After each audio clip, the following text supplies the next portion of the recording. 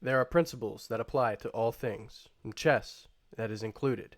We must do our best to adhere to them. Treat these as your rules of engagement. Develop towards the center. Why do we develop towards the center? Well, because these are the four action squares on the board, the four most important. This is the dead center, splitting E and D, and splitting 4 and 5. Okay, so this right here, think about this as an imaginary line known as no man's land. Once you cross that line, you are in enemy territory. So we are developing as close to that as possible. Our knights are going to naturally come towards the center here, not only because knight on the rim is dim, but because there are more action points happening here. This is where the battle is starting to form. We are bringing our men to the fight. Bishop c4 is very natural.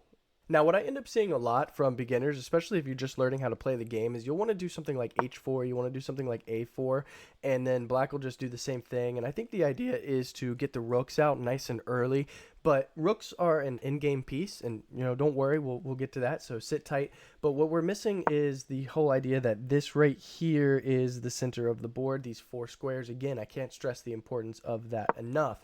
And it doesn't really help my situation out much and coaches like me, because right now at the top level, our players are playing things like h4, like a4, to get them out of the prep, though. That's what we have to realize. You playing a4, h4 in your opening is not the same as Magnus Carlsen, Hikaru, or the champion challenger Gukesh playing a4, h4. It's not the same. Don't do it. Principles, principles, principles. I may have foreshadowed this principle in the last example, but what we have is knights before bishops. Why do we want to develop the knight before a bishop after we've thrown a pawn towards the center? Well, that's because we have just invested in a turret. Like in those idle war games, we just bought our first turret, and now it's going to serve kind of as a sentry to guard kind of closer in the range there, while also launching maybe a pseudo attack at the beginning. Now, our bishops are snipers. They are long-ranged pieces. They went to Marine Sniper School, and they're just not ready to be deployed yet until they have maybe a backup or support, right? So definitely knights before bishops. Now we can definitely go bishop to c4 if we would like. You should feel comfortable with that, definitely. But we should also feel very comfortable with, say, going knight to c3 after that as well, purchasing another turret. And this is going to give us potentially the 3 or the 4 knights opening maybe into a piano game, which is comfortable. Now, I've seen this one time and time and time again. People will just start throwing these pawns out, throwing these pawns out, throwing these pawns out, and just throwing pawns out and throwing pawns out.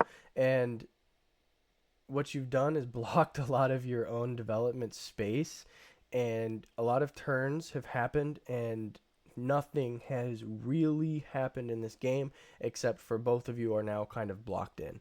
So we definitely want to avoid too many pawn moves, and that's going to really tie perfectly into this next principle here.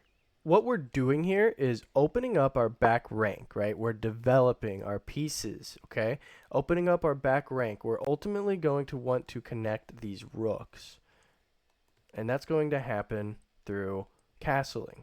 And you want to castle early, right? This is the earliest way for white to castle. They're going to go here. We're going to castle. Go here. Okay, this could also have gone 1,000 different ways, but this is pretty much what we want to do with castling. Castle early. Memorize this for sure. Now I'm going to give you 2 for the price of 1. This is in my own particular opening. This is one of my favorites. I love the center game. Big center game fan.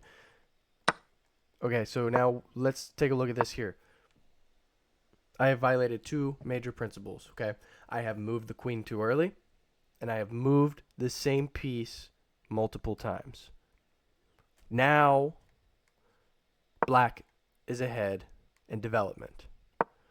Now, I'm catching up. I'm white, and I am catching up. Black castled first. Look at this, okay? I've done it one time. I touched the same piece one time too many. And this is what happened. I'm already down in development. This isn't played at the top level because it's basically been solved, right? You're not going to do this as white at the top level. It's a romantic opening. And this is what happens in situations like that. We can go back here and we can notice that a reason that we don't want to bring the queen out too early is because it's easily threatened. I don't want to say she's an in-game piece like the rooks. We're still working on it. We'll get there. But you got to worry about this. You definitely got to worry about this, okay? If I move into the wrong spot, then I'm literally just going to be under attack again and again and again and again and again and again. And I'm going to lose a lot of tempo while all they do is improve their position, right? Go here. What can happen? Right there. And it's just a never-ending cycle. Now I've got to move again. Now they have 2 knights out, and I have just had my queen out. What do you think Gotham Chess would say about that? Bishops are better than knights. Bishops are better than knights. Stockfish would have a tendency to agree with that. They're both worth 3 points. Yes. But those sentry turrets, they don't have the range that our snipers do. And that's what we like. There's a pinned pawn. Look at this scope this bishop has on the diagonal. Look at the scope here. I mean, they're long range pieces, baby. This is where it all starts to happen for you. I'm gonna give you a little bit of an example here, okay? Knights can be more powerful. They really can be. There's situations like that where you can have a bad bishop. You can't have a bad bishop.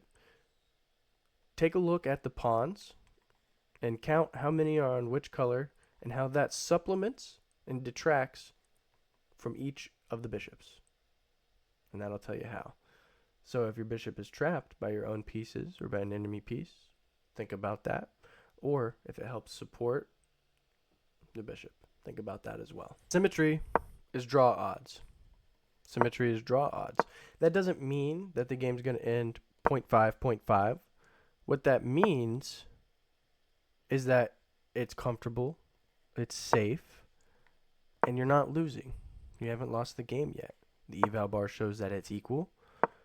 You know, if chess is played perfectly by both players, the same accuracy, it will end in a draw every single time. Perfect chess is a draw. That's perfect chess, okay?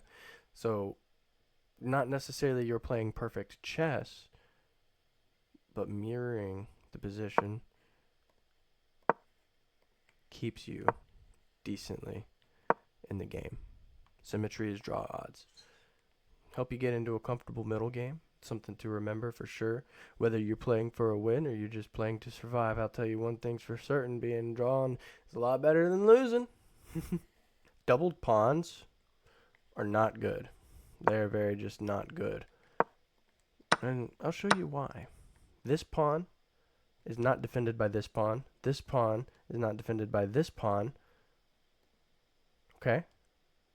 And this pawn can't move until this pawn moves. And this pawn has no defense, say if this pawn was gone. So it stops a lot of momentum, and it creates a hole as well. Isolated pawns are also bad. Take this pawn off the board. These two are alone. They cannot defend each other.